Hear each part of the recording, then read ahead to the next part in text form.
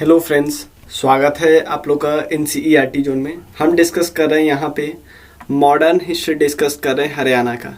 तो हरियाणा का ancient history और मेडाइवल हिस्ट्री हम लोग डिटेल में डिस्कस कर चुके हैं, जैसे कि आप लोग देख रहे हो पूरा डिस्कस कर चुके हैं।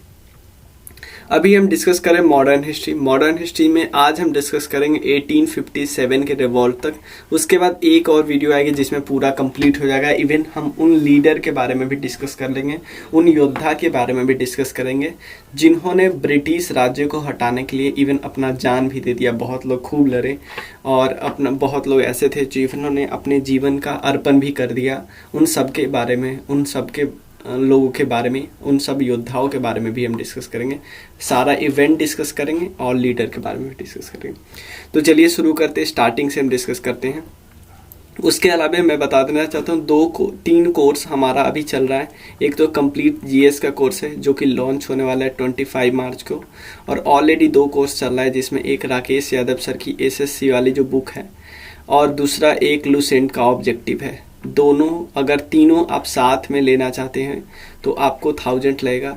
अगर आप अलग अलग लेना चाहते हैं, इन दोनों को लेना चाहते तो ये 300 आप नंबर पे नीचे डिस्क्रिप्शन में मैसेज कर लेना, नंबर है वहाँ पे, आप बाकी जानकारी वहाँ से ले सकते हो। चलिए, मुगल पीरियड के एंड के बाद ब्रिटिश जो ईस्ट इंडिया कंपनी थी, ब्रिटिश ईस्ट इंडिया कंपनी तो ऐसे 1600 के आसपास ही आ गई थी, लेकिन स्टार्टिंग में आने के जस्ट बाद से ही ऐसा नहीं कि वो एकदम पूरा रूल करने लगी, ऐसा नहीं था। स्टार्टिंग में वो एज ए बिजनेसमैन थी, लेकिन जैसे ही मुगल रूल कमजोर होने लगा, खासकर 1757 के बाद बैटल ऑफ बक्सर की, पलासी की लड़ाई, बैटल ऑफ बक्सर के बाद, ये सब लड़ाई के बाद मुगल ऑलमोस्ट बहुत कमजोर हो गए थे। कमजोर तो हो गए थे उसी समय से जब औरंगजेब का खात्मा हुआ 1707 में, लेकिन जो बाकी काफी कमजोर तब हो गए जब बैटल ऑफ बक्सर की लड़ाई हारनी पड़े ब्रिटिश ईस्ट इंडिया कंपनी से।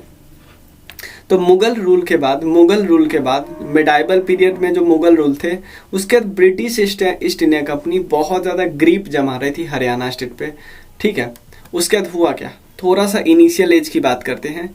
1789 से 1794 के बीच एक्चुअली जो दिल्ली और हरियाणा पे राज कर रहे थे उनका नाम था महादजी सिंधिया। तो आप बोलते हैं वो सिंधिया एक्चुअली महादजी सिंधिया एक मराठा स्टेट्समैन थे। वो एक्चुअली रूलर थे उज्जैन के, लेकिन उसी रूल को उन्होंने एक्सटेंड कर लिया था हरियाणा तक और दिल्ली तक। कब उन्होंने एक्सटेंड कर लिया था? 1789 से 1794 के बीच, 5 साल के लिए। समझ में आ गया? जो सिंधिया रूलर नहीं, मराठा में जो सिंधिया रूलर की बात करते हैं, जो उज्जैन में जो राज्य बनाया, स्टैब्लिश किया था, उन्हीं की बात कर रहे हैं, महादजी सिंधिया। ठीक है, महादजी सिंधिया 5 साल राज करते 1789 से 1794 के बीच, कोई दिक्कत नहीं। ठीक है, ये रूल करते हैं। उसके बाद होता क्या है, इसके बाद कौन रूल करते हैं? 1794 के बाद ऑलमोस्ट 8 साल के लिए, मतलब 9 साल के लिए रूल करते हैं दौलत राम। इनके सक्सेसर है, महादजी सिंधिया के सक्सेसर है दौलत राम, वो रूल करते हैं। सिंपल, कोई दिक्कत नहीं।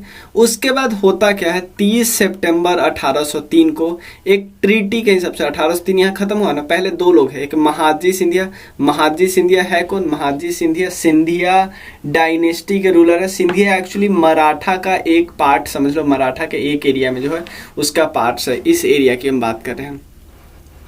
ठीक है ना। ये राणा जी राव सिंधिया के जो 5वें और सबसे छोटे बेटे थे और सिंधिया डायनेस्टी के फाउंडर थे। ठीक है ना। होता क्या है, 1803 के पास एक ट्रीटी, बहुत इंपॉर्टेंट ट्रीटी है, सर्जियन विलेज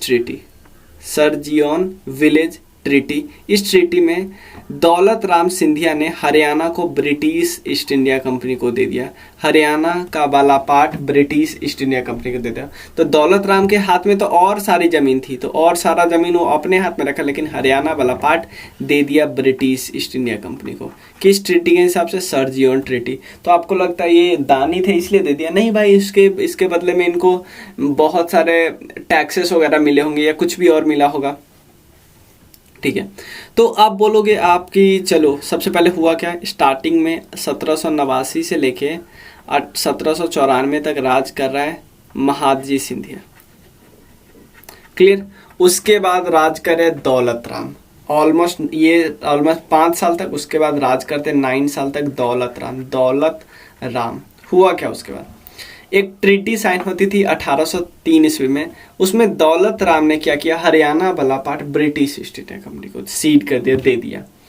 अब आपको क्या लगता है ब्रिटिश ईस्ट इंडिया कंपनी इसका क्या करेगा, इसको ब्रिटिश ईस्ट इंडिया कंपनी बना लेता है बंगाल प्रेसिडेंसी का पार्ट। बंगाल प्रेसिडेंसी था, इतना लंबा चौड़ा बंगाल प्रेसिडेंसी था, उसका पार्ट बना लेता है। ध्यान रखना, बंगाल प्रेसिडेंसी का पार्ट बना लेता है और इसको 2 पार्ट में डिवाइड कर देता है।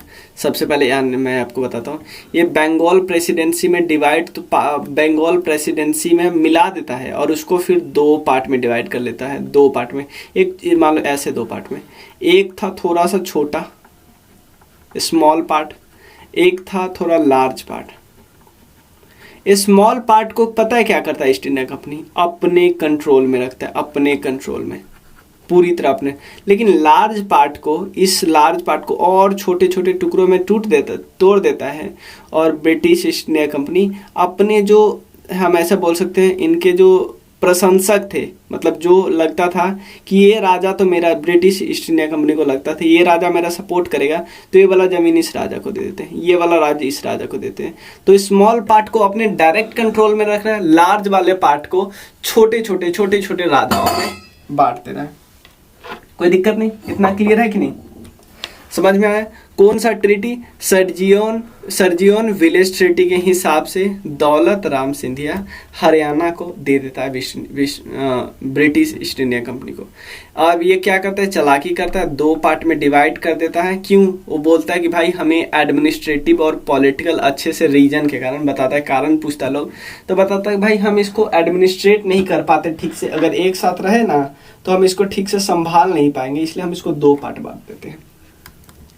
ठीक है, ये मैं एक चीज में थोड़ा ये एक्स्ट्रा इन्फॉर्मेशन यहाँ पे बता रहा हूँ। महाजी सिंधिया के बारे में मैंने बताया था ना, ये उज्जैन के रूलर थे, तो उज्जैन के बारे में मैं थोड़ा एक्स्ट्रा इन्फॉर्मेशन दे रहा हूँ।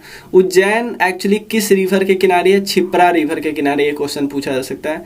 उज्जैन का और निक नाम क्या है उज्जैन का, महाकाल की नगरी। महाकाल मतलब भगवान शिव की बात करते हैं, महाकाल की नगरी, द सिटी ऑफ टेम्पल से सब बोला जाता है उज्जैन को। उज्जैन किस रीजन से बिलोंग करता है, जो मालवा, अगर ज्योग्राफिकल रीजन देखे तो मालवा रीजन से बिलोंग करता है। ठीक है, कोई दिक्कत नहीं, यहाँ पे है, ये है, ठीक है ना। अब देखो यहाँ पे एक्चुअली कुंभ मेला लगता है हर 12 साल बाद, फेमस हिंदू पिलग्रिमेज सेंटर है कुंभ मेला, यहाँ पे हर 12 साल बाद लगता है। और बहुत सारा यहाँ पे टेम्पल वगैरह है, जैसे महाकालेश्वर टेम्पल है, छिप्रा नदी के किनारे, ये समय में पता है। ठीक है, अब आगे देखते हैं होता क्या है। 2 पार्ट में डिवाइड किया, जो स्मॉलर पार्ट था उसको बोल दिया कि ये है ए साइन टेरिटरी, इसको हम डायरेक्ट अपने कंट्रोल में रखेंगे। मैंने बोला ना सर्जियन ट्रीटी, विलेज ट्रीटी के हिसाब से 1803 को ब्रिटिश ईस्ट इंडिया कंपनी के हाथ में आ गया। अब वो क्या कर रहा है, इसको 2 पार्ट में डिवाइड करते हैं, 2 पार्ट में डिवाइड करें, एक छोटा वाला पार्ट और एक लार्ज वाला पार्ट। छोटा वाला पार्ट को बोलते हैं भाई ये है ए साइंड ट्रीटी, ए साइन टेरिटरी, इसको हम अपने अंदर रखेंगे डायरेक्ट, हो सकता है इंपॉर्टेंट रहो। ठीक है, अब लार्जर पार्ट को, लार्जर जो पार्ट है ना उसको और छोटे छोटे टुकड़ों में तोड़ दे रहे हैं, इतना इतना इतना इतना इतना छोटे छोटे टुकड़ों में, और यहाँ एक राजा बैठा दिया, यहाँ एक राजा बैठा दिया, यहाँ एक राजा बैठा दिया, यहाँ राजा बैठा दिया। पता है कभी कभी क्या करता था, जैसे मान लो ये पार्ट, ये छोटा सा पार्ट है, मान लो इसने ए राजा से छीना था, ए राजा नाम है उसका ए, मतलब ए से कुछ भी हो सकता है वर्ड से, नाम उस राजा का है ए। तो लेकिन जैसे ही राज में मिला लिया तब राजा इसका मान लो हो गया वफादार, ये राजा इस ब्रिटिश इंडिया कंपनी का वफादार हो गया मिलाने के बाद। तो ब्रिटिश ईस्ट इंडिया कंपनी इसको बोला कि भाई हम तुम्हें तुम्हारा राज सौंप देंगे, लेकिन तुम मुझे समय पे हफ्ता पहुंचा देना, ऑब्वियसली टैक्स। ठीक है ना, यही हुआ। तो जो लार्जर टेरिटरी है, लार्जर टेरिटरी है उसमें दो पार्ट थे, एक थे राजा उमेद सिंह और नवाब ऑफ फखरुनगर थे, फखरुखनगर। राजा उमेद सिंह और नवाब ऑफ फखरुनगर, इन दोनों रूलर के जो पुरानी टेरिटरी थी नहीं, बल्लभगढ़ वाली टेरिटरी थी, और इनके मतलब ये बल्लभगढ़ के रूलर थे राजा उमेद सिंह, और एक था नवाब ऑफ फकरूनगर। इन दोनों के पुराने टेरिटरी को लौटा दिया। क्यों भाई? वफादार बन गए हैं दोनों, ठीक है। उसके बाद एक और छोटा सा टेरिटरी बना जिसको उन्होंने बोल दिया कि ये है पटौदी परगना। पटौदी परगना किसको दे दिया? फैज खान को दे दिया। क्वेश्चन पूछा जा सकता है, पटौदी परगना किसको दे दिया? फैज खान को। उसके बाद अहमद बख्श खान को क्या दे दिया गया? लोहारू और फिरोजपुर जिक्रा दे दिया गया अहमद खान बख्श को। अहमद बख्श खान को दे दिया लोहारू और फिरोजपुर जिक्रा, ठीक है ना। एक छोटा सा 47 विलेज का इस्तामगिरी जागीर जो थे रेवाड़ी परगना में, वो किसको दिया गया? राव तेज सिंह। मतलब छोटा छोटा जो एरिया होता ना उसको हम परगना बोलते थे मुगल एरा में, ठीक है ना। मतलब विलेज से ऊपर परगना, परगना से ऊपर और भी छोटे छोटे प्रिंसिपैलिटी ये सब होती थी। समझ में आया ना? मैंने क्या बोला? छोटे टेरिटरी को इसने ब्रिटिशर्स ने क्या बोला कि ये है असाइन टेरिटरी और इसको डायरेक्ट अपने अंदर में रखेंगे, लेकिन जो बड़े टेरिटरी है उसको छोटा छोटा बांट दिया। एक तो राजा उमेद सिंह के अंदर दे दिया बल्लभगढ़, नवाब ऑफ फकरूनगर को दे दिया जो पुरानी उनकी टेरिटरी थे, इनको भी राजा उमेद सिंह का जो पुराना टेरिटरी था ना बल्लभगढ़ वाला वो दे दिया गया। ब्रिटिश ने पटौदी परगना बनाया, उसको फौज खान को दे दिया गया, ठीक है। और लोहारू और फिरोजपुर जिक्रा दे दिया गया अहमद बख्श खान को। एक इस्तामरारी जागीर दे दिया गया राव तेज सिंह को। समझ में आया ना ये सब? नेक्स्ट है, इसके बाद ब्रिटिश, ध्यान देना, ऐसे पे चुपा नहीं था कि ऐसा नहीं कि ब्रिटिश बांट दिया अब छोड़ देगा, नहीं। ब्रिटिश जो पूरे इंडिया में जो पॉलिसी अपना रहा था, जैसे महलवारी सिस्टम, जैसे आपको पता है कौन कौन है, परमानेंट सिस्टम जिसको जमींदारी बोलते हैं, कॉर्नवालिस के समय आया था, ठीक है। उसके बाद उसके बाद रैयतबारी आया था मुनरो के समय में। उसके बाद महलवारी आया था मैकेंजी के समय में, मैकेंजी, ठीक है। तो ब्रिटिश ने बहुत सारी पॉलिसी अपनाई, चाहे बहुत सारे सोशल और पॉलिटिकल पॉलिसी अपनाए, और इवन महलवारी सिस्टम भी लाया हरियाणा में, ठीक है ना। उसके बाद 1809 के बाद ब्रिटिश चाह रहा, देखो अभी तक ब्रिटिश क्या कर रहा था 1805 से तक, 1805 में ब्रिटिश ने छोटे छोटे टेरिटरी में बांट के लोगों को दे दिया गया था, लेकिन अब ब्रिटिश को इससे मन नहीं भरा। ब्रिटिश को अच्छा नहीं लग रहा था कि ये लोग राज करें। ब्रिटिश कर रहा था नहीं, अब तो हमें चाहिए फुल कंट्रोल, ठीक है ना, पूरा कंट्रोल चाहिए इस बंदे को। और कंट्रोल इसके बाद बहुत ऑब्वियसली पूरा कंट्रोल करेंगे तो इन राजाओं को हटाया जाएगा, इन राजाओं को हटाया जाएगा तो आदमी विद्रोह करेगा ही करेगा। तो रिवोल्ट बहुत ज़्यादा हुआ। ब्रिटिश की ऐसी पॉलिसी थी ना कि रिवोल्ट होना ही लिखा था। उसके बाद 1819 में क्या हुआ, कंपनी बहुत सारा रिफॉर्म करता है, एडमिनिस्ट्रेटिव रिफॉर्म, और कमिश्नर को एस्टैब्लिश करता है, अपॉइंट करता है, किस नाम से? Resident, name of the resident, and provided himself policy, यानी कमिश्नर को एस्टैब्लिश करता है, उसका नाम रखता है रेसिडेंस, मतलब रेसिडेंस इस पर्टिकुलर एरिया का रेसिडेंट, ठीक है, क्लियर? ये रेसिडेंट ही है। समझ लो ना कि 1801 महलवारी सिस्टम लाया। उसके बाद 1809 के आसपास पूरा कंट्रोल करना चाहते थे, पूरा कंट्रोल करने की कोशिश कर रहे थे, तो रिवोल्ट हो रहा था क्योंकि ब्रिटिश की इतनी रिप्रेसिव पॉलिसी थी, सप्रेसिव पॉलिसी था कि लोग रिवोल्ट कर ही रहे थे, ठीक है ना। उसके बाद 1819 में क्या हुआ, कंपनी एडमिनिस्ट्रेटिव रिफॉर्म किया और एक कमिश्नर को अपॉइंट किया उस एरिया में, जिसका नाम रखा रेसिडेंट, ठीक है ना, और कुछ पॉलिटिकल पावर दिया। ब्रिटिश ने अब क्या किया, जो सीडेड पार्ट था ना ब्रिटिश के द्वारा, उसको 3 सब डिवीजन में डिवाइड कर दिया। पहला नॉर्दर्न एरिया, ध्यान देना, नॉर्दर्न एरिया जिसमें रोहतक वाला एरिया आ गया, पानीपत वाला एरिया आया, सोनीपत वाला एरिया आया था, ये सब वाला पार्ट नॉर्दर्न एरिया। उसके बाद सेंट्रल एरिया में ऑब्वियसली दिल्ली वाला रीजन था सेंट्रल एरिया में। उसके बाद सदर्न एरिया में कौन था, सदर्न एरिया में वही रेवाड़ी वाला रीजन था, और जिसमें गुरुगांव ये सब वाला एरिया था, ठीक है ना, होदल, पलवल और मेवात, ठीक है ना, ये सब वाला, ये सब मतलब ये है नॉर्दर्न, सॉरी दिल्ली यहाँ है ना, सेंट्रल और सदर्न, ये पूरा, ठीक है ना। तो ब्रिटिश ने डिवाइड किया और 3 सब पार्ट में डिवाइड कर दिया गया, जिसमें एक तरफ जो नदन पार्ट थे जिसमें पानीपत, सोनीपत, रोहतक, सेंट्रल पार्ट में दिल्ली रीजन, सदर्न पार्ट में वही रेवाड़ी, गुरुग्राम, पलवल, मेवात, ये सब थे। ठीक है, अब बहुत सारा रिवोल्ट हुआ ईस्ट इंडिया कंपनी के समय स्टार्टिंग में। तो रिवोल्ट से क्वेश्चन आ जाता है।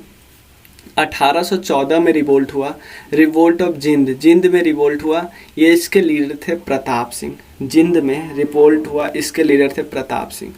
ठीक है ना। 1818 में रिवोल्ट हुआ छछरौली में, छछरौली रिवोल्ट हुआ, इसके लीडर थे जोधा सिंह। छछरौली रिवोल्ट याद रखना, छछरौली, एक बार थोड़ा देख लेना ये लिखा कैसे है। हाँ, 1818 में एक और रिवोल्ट होता है, रिवोल्ट ऑफ रनिया, रनिया का रिवोल्ट होता है। उस समय लीडर थे जाबिद खान। ठीक है, 1824 में पीजेंट रिवोल्ट होता है, जाट सूरजमल थे उनके लीडर। ठीक है ना। बनावली रिवोल्ट होता है 1835 में, गुलाब सिंह उनके लीडर थे। कैथल रिवोल्ट होता है, गुलाब सिंह और साहिब कौर लीडर थे। और लरवा रिवोल्ट होता है जिनके लीडर थे अजीत सिंह। तो सारे रिवोल्ट थोड़ा सा ध्यान रखें। 1814 में जिंद, सबसे पहले जिंद वही हुआ। 1818 में 2 हुआ, एक छछौली और एक है रनिया। छछौली के है जोधा सिंह और रनिया के है जबीद खान। ठीक है। 1824 में पीजेंट रिवोल्ट हुआ, सूरजमल जी ने किया। उसके बाद बनावली रिवोल्ट है, गुलाब सिंह जी ने किया। उसके बाद 1843 में कैथल रिवोल्ट हुआ और 1845 में लरवा रिवोल्ट हुआ, अजीत सिंह जी। उसके बाद कुछ जो प्रिंसिपालिटी का मतलब है रियासत। रियासत आपको पता है, जब हम आज़ाद हो गए तो हमारे पास बहुत ऑलमोस्ट 565 रियासत थी।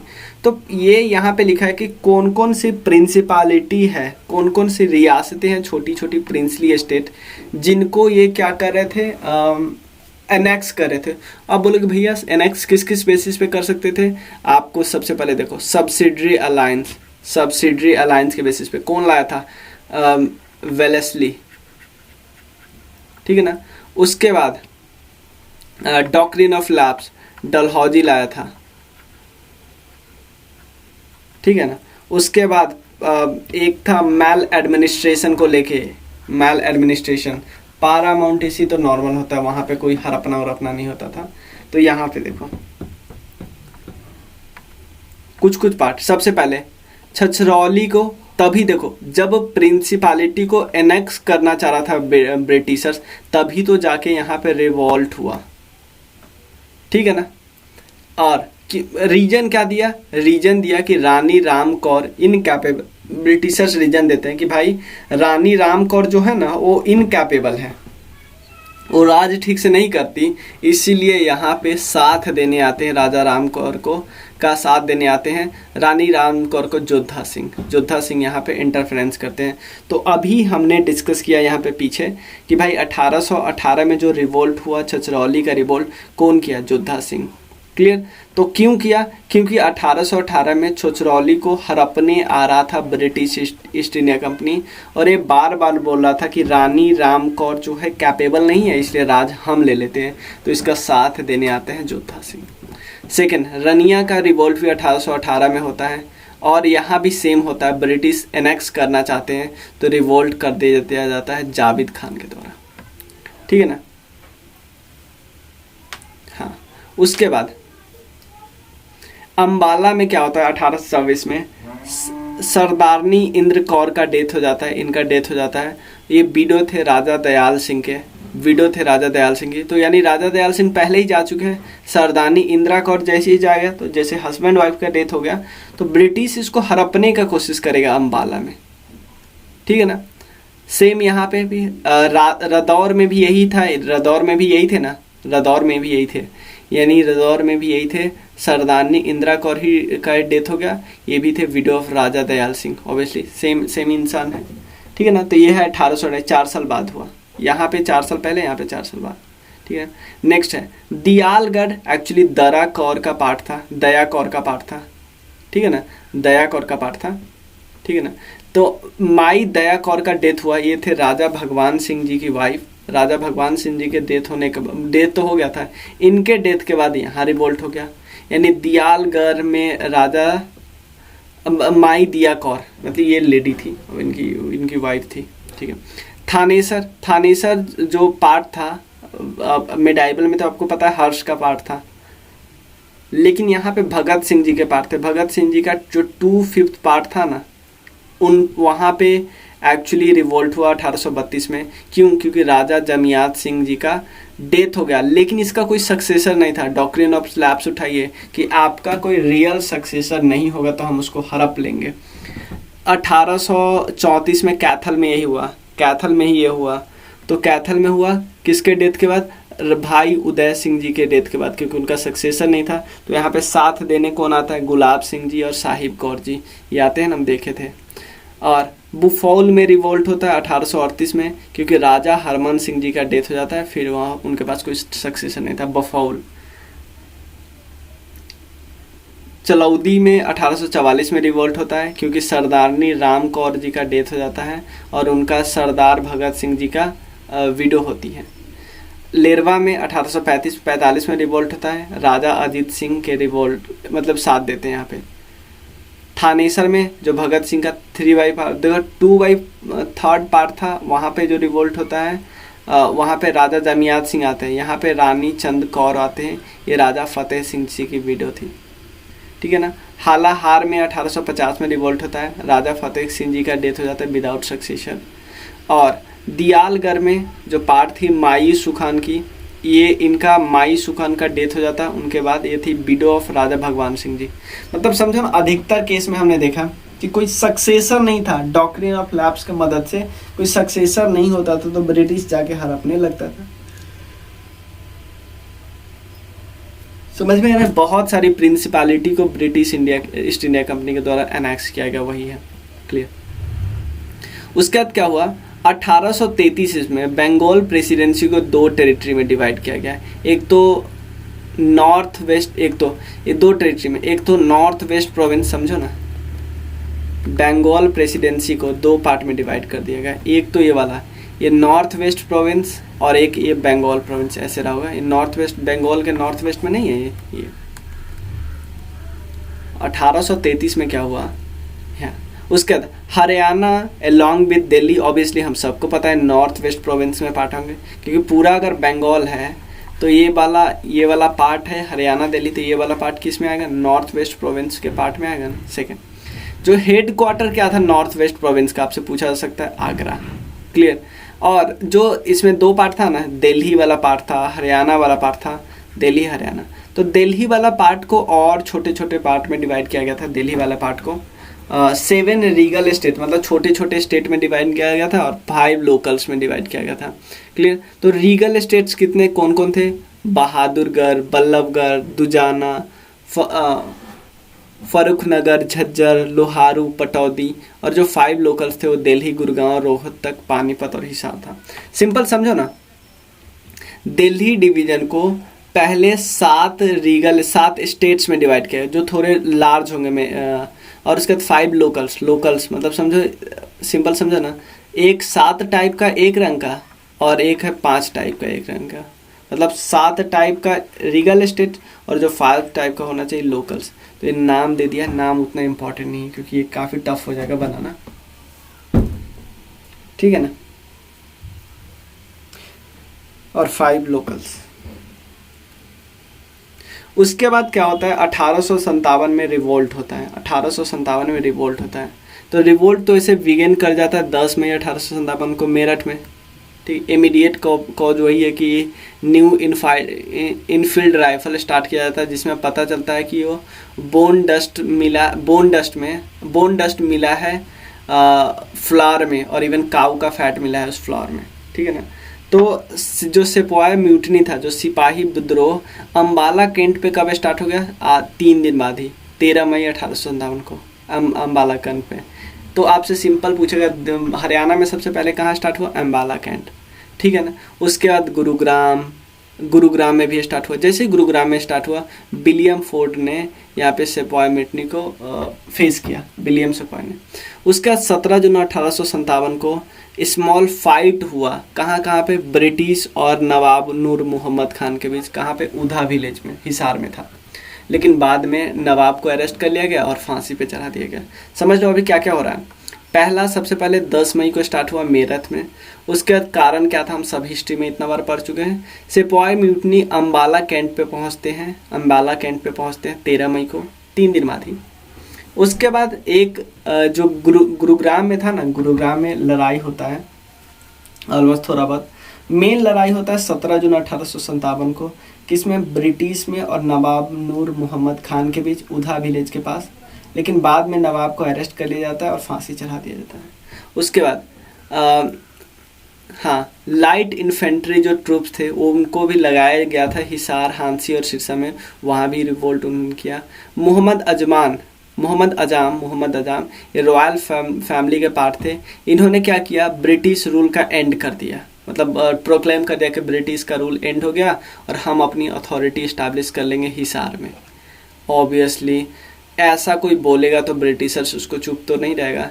बहुत सारे आर्मी गया, किसके अध्यक्षता में, कोटलैंड के अध्यक्षता में, 17 जुलाई को, और हिसार के कैप्चर कर लिया, हिसार डिस्ट्रिक्ट को। समझ गया ना। मोहम्मद अजाम जो कि रॉयल फैमिली के पार्ट थे, उन्होंने बोला कि हम अब अपना आज़ादी प्रोक्लेम कर लेते हैं और हिसार पे अपना अथॉरिटी इस्टेब्लिश कर लेते हैं। लेकिन एक कुछ आर्मी जाते हैं कोटलैंड के अध्यक्षता में, ब्रिटिशर्स भेजता है उसको 17 जुलाई 1857 को और बोलता है भाई जा हड़प लो, उसको हड़प लेते हैं। तो यहाँ पे देख रहे हो 2 बंदे का नाम बहुत इम्पोर्टेंट है, मोहम्मद अजाम और उसके अलावे नूर मोहम्मद खान। अम्बाला कैंट भी फेमस है जगह, तो बहुत इम्पोर्टेंट जगह है, ध्यान रखिएगा। उसके बाद हाँ, मोहम्मद एडेन एक थे, ब्रिटिश रेसिडेंट थे जयपुर के। आपको नहीं पता था, एक बहुत सारे कमिश्नर को एस्टैब्लिश किया गया था जिसको हम रेसिडेंट्स बोलते थे, ठीक है ना। इसका पता है क्या काम था कि मेवातीज के आसपास जो रिवोल्ट है उसको हटाना, लेकिन ये फेल्ड हो गए। सोहना और ताबदू की लड़ाई में ये इनको हार का सामना करना पड़ा, जिसके बाद भाग जाए। उसके बाद समझ में आया ना कि जब जयपुर से लड़ाई होती है, रेसिडेंट्स ऑफ जयपुर से, मेवातियों से, तो मेजर एडेन हार जाते। 1857 में क्या होता है, अगस्त में ब्रिटिश फोर्स सेंड करता है under the commandship of Hudson from Ambala to Rohtak, ठीक है ना। और हडसन ने रोहतक को वो कर लेता है, मिला लेता है जिंद स्टेट में। सिंपल समझो ना। ये भी आपसे पूछा जा सकता है किस ब्रिटिश ऑफिसर को, हडसन को भेजा गया कहाँ पे, रोहतक को अपने में मिलाने के लिए, और रोहतक को मिलाने के लिए जिंद स्टेट में, ठीक है ना। मेनी इंपॉर्टेंट लोग थे जिन्होंने साथ दिया, नवाब अहमद अली फ्रॉम फकरू नगर, राजा नहर सिंह, ये बल्लभगढ़ के लास्ट राजा थे, अकबर अली ऑफ पटौदी, ये सब राजा, ठीक है ना। 2 अहीर ब्रदर्स भी थे, उन्होंने काफ़ी रोल इम्पोर्टेंट निभाया।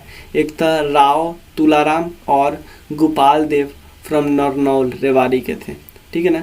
हरियाणा सेलिब्रेट करते हैं मार्टिडम डे 23 सितंबर को। क्यों? क्योंकि तुलाराम जी की डेथ हुई थी, थे, ये अहीर ब्रदर्स थे, ठीक है। उसके बाद कुछ लीडर का नाम यहाँ पे दिया हुआ है, कुछ लीडर का नाम, और जहाँ पे रिवोल्ट हुआ है एक्चुअली, लीडर्स ऑफ 1857 वाले रिवोल्ट में, गुरुग्राम में अगर बात करें, मेवात वाले जगह में सहरुद्दीन था, फार्मर। अहिरवाल वाले जगह में तुलाराम जी थे, ये फ्यूडल लॉर्ड्स थे। पलवल वाले जगह में गफूर अली जो कि ट्रेडर थे, हरसुख राय और धानु सिंह, ठीक है ना। फरीदाबाद से नहर सिंह जी, बल्लभगढ़ से अहमद अली जी, फकरू नगर से गुलाम मोहम्मद, पटौदी से अकबर अली, ठीक है ना। पानीपत से इमाम अली कलंदर, ये पूछ सकता है, मौलवी थे। खरखोदा, रोहतक में 3 जगह है, खरखोदा, शंबाला और दुजाना। शंबाला से थे सावर खान, खरखोदा से थे बिसरत अली, दुजाना से थे हसन अली और अहमद रहमान और अबू शमद। हिसार के भट्टू, हिसार में कई जगह हैं, भट्टू से थे मोहम्मद अजाम हंसी से थे हुकूम चंद, रनिया से नूर मोहम्मद खान, लोहारू से अमीरुद्दीन और रोपर से मोहन सिंह। ये सब जगह है जहाँ पे रिवोल्ट हुआ था, ठीक है ना। और कुछ ऐसे जगह है जहाँ पे रिवोल्ट हुआ लेकिन वहाँ पे कोई लीडर नहीं था, जैसे करनाल, जलमाना, थानेसर, लदवा, अम्बाला, जागाधरी, यहाँ पे कोई लीडर नहीं था, कोई स्पेशल लीडर नहीं था, ठीक है, ठीक है ना। यहाँ पे देखो, गुरुग्राम में देख लेते हैं, मेवात, अहिरवाल, पलवल, फरीदाबाद, बल्लभगढ़, फकरूनगर, पटौदी। मेवाड़ से थे सदरुद्दीन, फार्मर थे। अहिरवाल से थे तूलाराम, पलवल से थे गफूर अली और हरसुख राय और धानु सिंह। फरीदाबाद से थे नाहर सिंह, बल्लभगढ़ से थे अहमद अली, फकरूनगर से गुलाम मोहम्मद, पटौदी से थे अकबर अली, पानीपत से थे इमाद अली कालंदर, खखोदा से थे बिसरत अली, संपाला से थे सबद खान, दुजाना से थे हसन अली, अब्दुल रहमान और अब्दुल समद, भत्तू से थे मोहम्मद अजाम, हंसी थे हुकूम चंद, रनिया से थे नूर मोहम्मद खान, लोहारू से अमीरुद्दीन और रोपर से मोहन सिंह। उसके बाद एंड हो जाता है, ब्रिटिश पूरे हरियाणा को अपने में मिला लेता है नवंबर 1857 में, फेल्योर हो जाता है और बहुत सारा पनिशमेंट दिया जाता है सिटी ऑफ दिल्ली में और इवन होल हरियाणा रीजन को, ठीक है ना। अधिकतर प्रोमिनेंट जो लीडर थे उनको हैंग टू टिल डेथ कर दिया जाता है। Bahadur Shah was tried by military commission and exile to Burma चले जाते हैं अपने फैमिली के पास, ठीक है ना। और दोनों इनके सन को गिरा दिया जाता है। और कुछ और लीडर थे जो नवाब जो झज्जर के थे या फकरूनगर के इन या राजा बल्लभगढ़ के, इन सबको फांसी चढ़ा दिया जाता है। राव तुलाराम और चीफ रेवारी के थे, ये ईरान चले जाते थे अफ़गानिस्तान के थ्रू, जहाँ बाद में उनकी डेथ हो जाती है, ठीक है ना। ठीक, कोई दिक्कत नहीं। रिजल्ट के बाद क्या होता है, बहुत सारे रीजन है फेल्योर के, जैसे सेंट्रल और मतलब कोई लीडरशिप नहीं था, ये सब तो हमें पता ही है। 1858 के बाद हरियाणा को नॉर्थ वेस्ट प्रोविंस से हटा दिया जाता है और उसको मर्ज किया जाता था पंजाब स्टेट में 1858। ये भी क्वेश्चन पूछा जा सकता है। हरियाणा के 2 डिवीज़न हैं, एक दिल्ली और एक हिसार वाला डिवीज़न।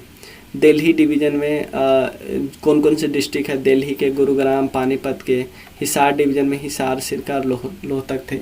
और कंप्लीट जो पावर दिया गया था कमिश्नर को दिया गया था। ये सब हमें याद रखने हैं, ठीक है ना।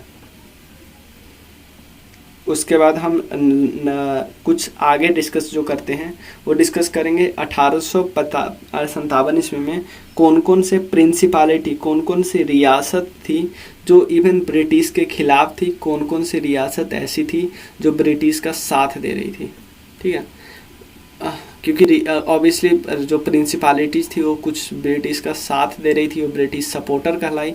जो ब्रिटिश के अगेंस्ट थी उसको रिवोल्टिस्ट बोलते हैं या रिवोल्यूशनरी भी बोल सकते हैं। रिवोल्टिस्ट मतलब झज्जर के नवाब अब्दुल रहमान थे झज्जर के, बल्लभगढ़ के थे राजा नाहर सिंह, फकरूनगर के थे नवाब अहमद अली गुलाम खान, बहादुरगढ़ के थे नवाब बहादुर जंग, मेवात के थे नवाब सदरुद्दीन मेवाती, रेवाड़ी के थे लाल हुकुम चंद जैन और मुनीद बेग। उसके बाद रोहतक के थे रिसालदत बिसारत खान, पानीपत के थे मौलवी इमाम अल खालंद, हिसार के थे शहजादा मोहम्मद आजम, दुजाना के थे हसन अली खान। ये सब वो लोग थे जो ब्रिटिशर्स के खिलाफ थे। झज्जर नवाब अब्दुल रहमान। मैं एक चीज़ बताता हूँ, आपको सबका नाम याद करने की ज़रूरत नहीं है, उनका नाम याद करना जो लास्ट में मैं बताऊँ ना इम्पॉर्टेंट लीडर, उनका नाम आप ज़रूर याद करना उनके बारे में। कुछ ब्रिटिश को सपोर्ट करते थे, जैसे झिंद के स्वरूप सिंह, छछौली के शोभना सिंह, लाहौरू के नवाब अमीनुद्दीन, पटौदी के नवाब अकबर अली और संपाला के मिर्ज़ा इलाही बख्श। ये सब ब्रिटिश को सपोर्ट कर रहे थे, इनका मन नहीं था कि ब्रिटिश जाए। समझ में आया। उसके बाद हम नेक्स्ट वीडियो डिस्कस करेंगे अभी थोड़ी देर में। और एक और चीज़, आप कोर्स ज्वाइन करने के लिए आप मेरे नंबर पे मैसेज कर सकते हो, कोई भी कोर्स 62485। मिलते हैं फिर। Thank you so much.